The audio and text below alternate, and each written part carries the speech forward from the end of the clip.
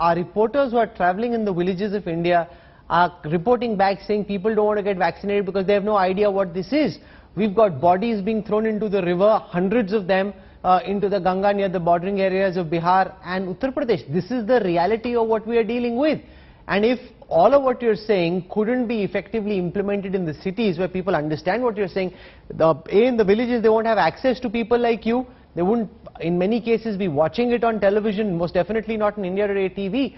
And therefore, you have a situation where people are just falling ill, not adequately getting tested, and the disease is running its course without any availability of healthcare. Yeah, Kanwal, you are very, very hard-hitting and clear on that.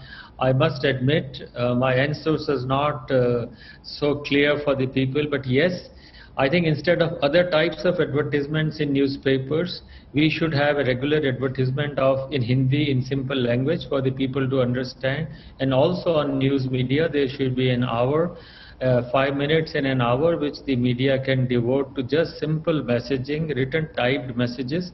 That is a very great need. Current infection rates will continue. The mortalities will be, unless we have a decline. Our current aim should be that how do we prevent deaths, which is not easy, and preventing it to go to the villages. It's a huge challenge. Education is the best way. There is no drug available and mass vaccination is the only way. But be careful, and we have to face the realities of this. Dr. Rana, do you have specific suggestions? Because all of what Dr. Sarin is saying, you can't argue with. But if we couldn't ensure COVID-appropriate behavior in Delhi and in Mumbai, there's a fat chance that in some small village where there was this one report that I was seeing, the idea of, an isolation was to send somebody into the fields, put him under a tree, ki yahan ki hawa khao, oxygen bhi tumhe mil rahi hai, you're out in the field, because there is no isolation ward over there. There's no space to isolate, everybody is living in small huts. Rahul, all what my previous friends told, it is easier said than done, that which you concluded. It is not so easy. I think sitting in the cities, major cities, we must understand the rural population. Our 70% people are living in rural India, and they are not having any medical facility. Virtually, if this outbreak, the debate has broken in Delhi or Bombay.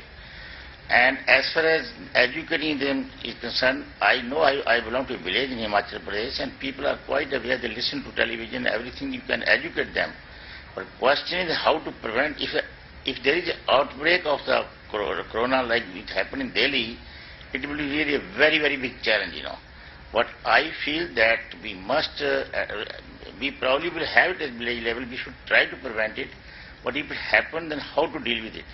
We have to really open something like COVID care centers in the primary center or sub-centers, and oxygen concentrators which are being put in the cities, they should be all moved to rural India. Right now it is not possible to fill up cylinders there, it is not possible to get them liquid oxygen, neither they have got arrangement there, I know Himachal Pradesh, where I belong to, the state of health, if you just, whenever you rate them, it is probably number 2 or number 1 in the country.